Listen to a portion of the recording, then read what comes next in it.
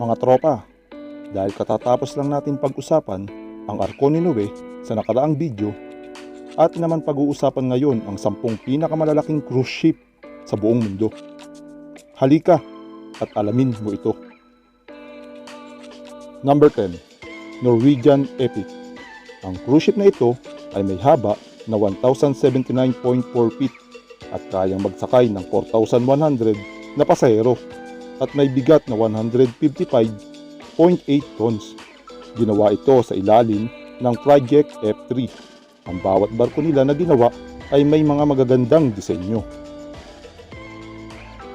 Number 9. Liberty of the Seas. Ang cruise ship na ito ay may haba na 1,111.94 feet at may bigat na 154.4 tons at nagkakahalaga ng $800 million. Kaya nitong magsakay ng 3,634 na tao. Number 8. Independence of the Sea. Ang barkong ito ay kayang magsakay ng 4,375 na pasahero.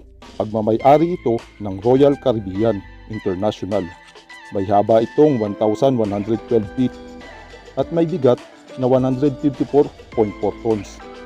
Number 7. Freedom of the Seas. Ito ay pagmamay-ari din ng Royal Caribbean International. Nagkakahalaga ito ng $800 million. Kayang magsakay nito ng 3,634 na pasahero.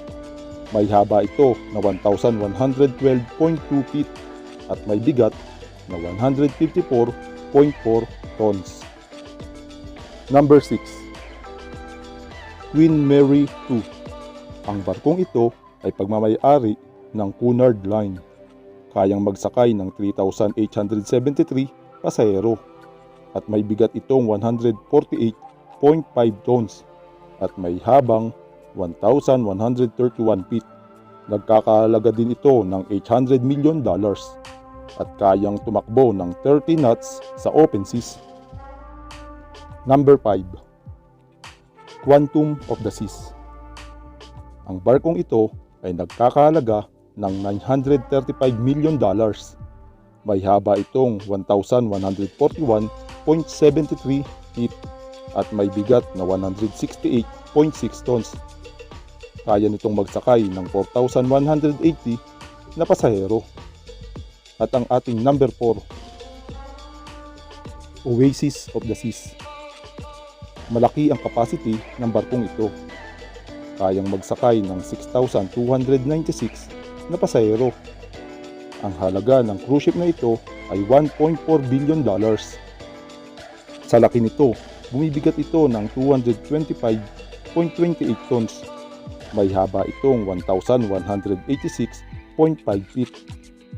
Number 3. Allure of the Seas. Kapatid ito ng number 4 cruise ship natin. Property din ito ng Royal Caribbean International. Mas mahaba lang ito ng 2 inches. May haba itong 1,187.6 feet at may bigat na 225.28 tons. Number 2. Harmony of the Seas.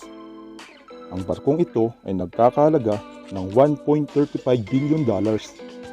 May haba itong 1,188.05 feet at may bigat na 226.9 tons.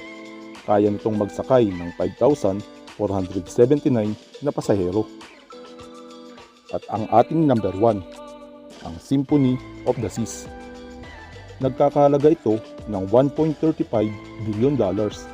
May haba na 1,188.15 feet at may bigat na 228.08 tons at kaya nitong magsakay ng 6,780 na pasahero at 2,100 crew members. Ito ang pinakamalaking cruise ship sa mundo. Sana nag-enjoy kayo sa ating video. Shoutout nga pala kay Ryan Felix at kay Rodrigo Gabriel.